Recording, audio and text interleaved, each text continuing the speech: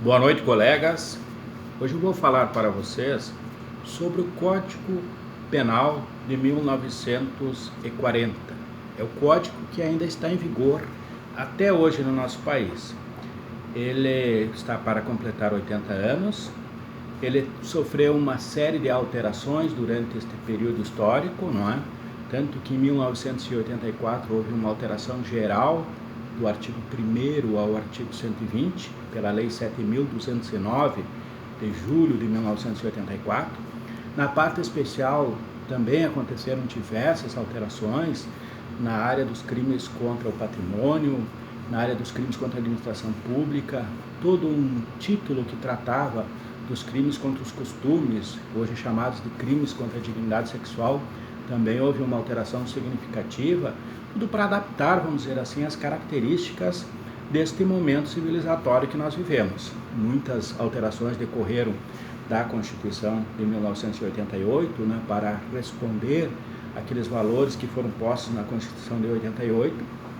Algumas atendem a essa necessidade que é muito forte na sociedade, de que haja uma punição mais severa, as penas sejam maiores, se coloquem diversas formas de majoração para as modalidades de crime, que haja novas possibilidades de circunstâncias de aumento de pena, de qualificação, enfim, tudo isso atacou, né, alterou, modificou o Código de 1940, mas ele está ainda em vigor, né?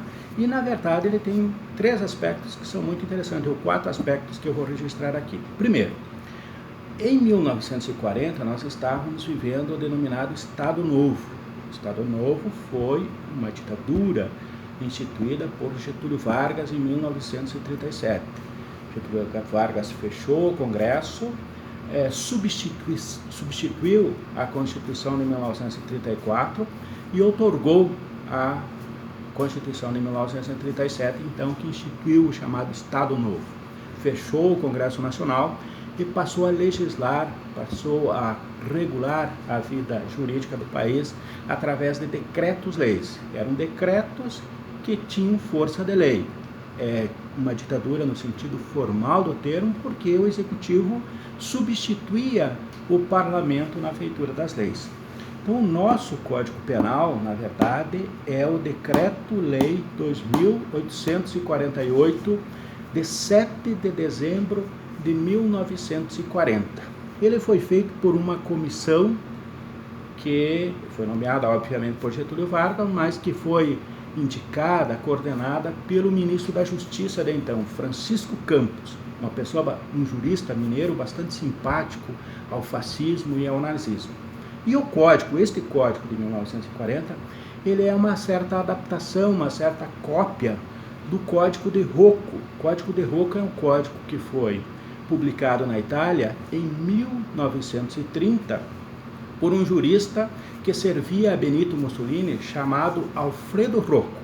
Alfredo Rocco era um nobre italiano, uma pessoa com muitos conhecimentos em termos jurídicos, mas extremamente autoritário, e deu a sua afeição, a afeição do seu entendimento, do entendimento de Mussolini sobre a sociedade italiana, deu essas feições ao código que então ficou famoso por ser o código do fascismo italiano e ficou denominado ou apelidado de Código Rocco. O nosso código de 1940 é uma adaptação, uma espécie de cópia deste código italiano para a realidade brasileira, para a realidade nacional. O Código de 40 tem 3 aspectos ainda que são dignos de nota. De um lado, ele tem um aprumo metodológico, que se chama uma lógica interna, do artigo 1º ao último artigo, tem uma sintonia, uma espécie de diálogo que não sofre contradições, rupturas, coisas que possam ser entendidas como desconexas. Por quê? Porque foi feito por uma comissão que não submeteu à apreciação de ninguém.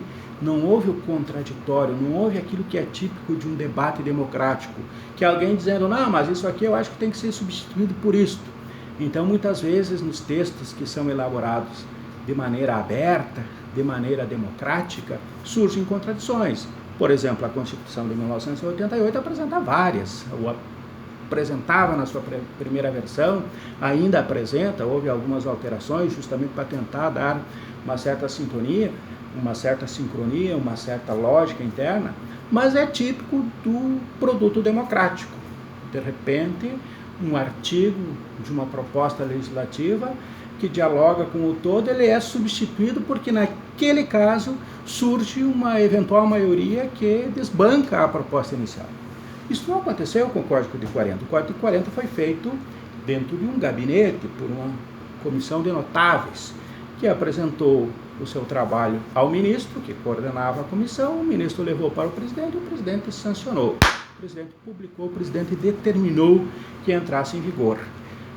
Segundo, este código, por ser um código que servia, que era produto de uma ditadura, este código dava grande valor na sua versão original à segurança em detrimento das liberdades individuais. Hoje, já ele foi adaptado aos ventos democráticos. Desde aquela época, houve 2 períodos democráticos. A Constituição de 46 inaugurou um período democrático que foi interrompido em 64 com a ditadura militar. E aí a Constituição de 88 inaugurou o período democrático que vivemos até hoje. Então, obviamente que esse sentimento, esse sentido, essa lógica, essa predominância da segurança em detrimento da liberdade não aparece mais tão claramente no código. Só quem olha a versão original lá de 1940 pode perceber isso.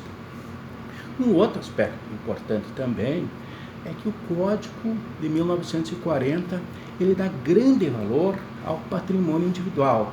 Se nós formos observar a versão original, verificar as penas, proporcionalmente às penas que são previstas para os crimes contra a pessoa e as penas que são previstas para proteger o patrimônio, nós vamos ver que existe uma diferença com relação à situação atual, porque na época havia uma ditadura, mas uma ditadura que prestava homenagem ao grande capital.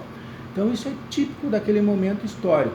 No Ocidente aconteceram muitas situações ditatoriais em diversos países em que o ditador, a pessoa, o governo ditatorial prestava serviço ao grande capital, ao capital majoritário. E isso, digamos assim, se disseminava por toda a legislação daquele momento histórico. Também na área penal. Então, nosso código, ele representa uma versão ditatorial daquele momento histórico a serviço do grande capital. Não era diferente na Itália de Mussolini, onde foi editado o Código Rocco. De forma alguma era diferente na Alemanha nazista. Obviamente que o nazismo somente aconteceu na Alemanha porque tinha uma sincronia, porque era bem recepcionado pelo grande capital europeu e principalmente pelo grande capital alemão. Então esses 3 aspectos, boa feitura lógica, boa feitura na sua redação interna, um aprumo metodológico muito bom. Segundo, uma valorização da segurança em detrimento da liberdade individual. E terceiro, uma grande valorização do bem jurídico do patrimônio individual, são características da versão original do Código de 1940, do Decreto-Lei 2.848, de 7 de 12 de 1940. Este Código Penal foi acompanhado de outras legislações na área penal que aconteceram em 1941.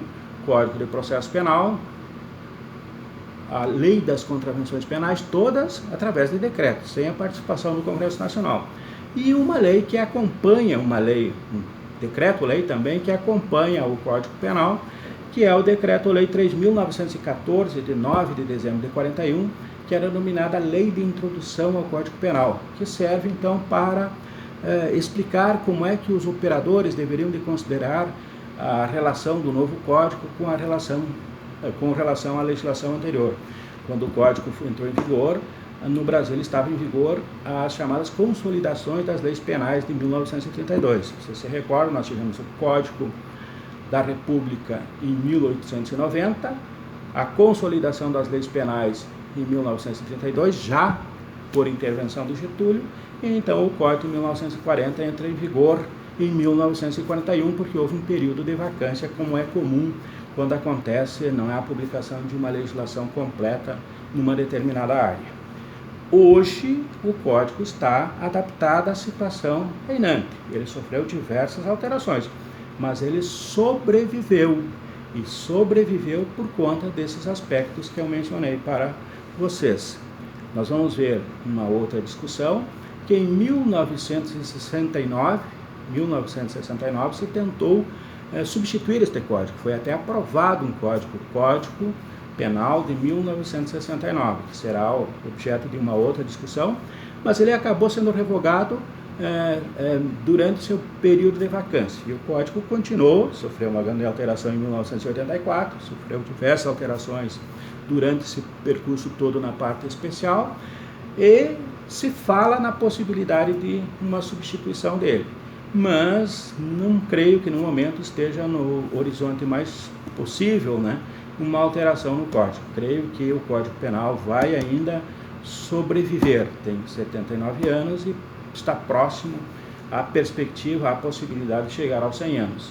Não que isto seja algo significativo, apenas um registro histórico, porque obviamente o Código de 40 não é o código que está sendo aplicado agora. Mas também é importante frisar que algumas coisas estão sendo conservadas, né, nesta ordem jurídica. Isso denota também, registra também, e deve ser registrado também, a importância que teve Getúlio Vargas na feitura da legislação brasileira, não só na penal, todos sabem que na área trabalhista, na área eleitoral, em diversas outras áreas, na área administrativa, mas a sua intervenção ela é importante, mas ela tem características contraditórias típicas de um governo que representou a alma do país. Getúlio Vargas, como eu disse já para vocês, é o nosso político talvez mais importante, nosso presidente talvez mais importante durante todo o período da nossa história. Isso não significa que ele fosse alguém que só fizesse o bem para os brasileiros. Fez coisas muito boas, coisas muito ruins. Um abraço. Na próxima discussão falaremos então sobre o Código Penal de 1969.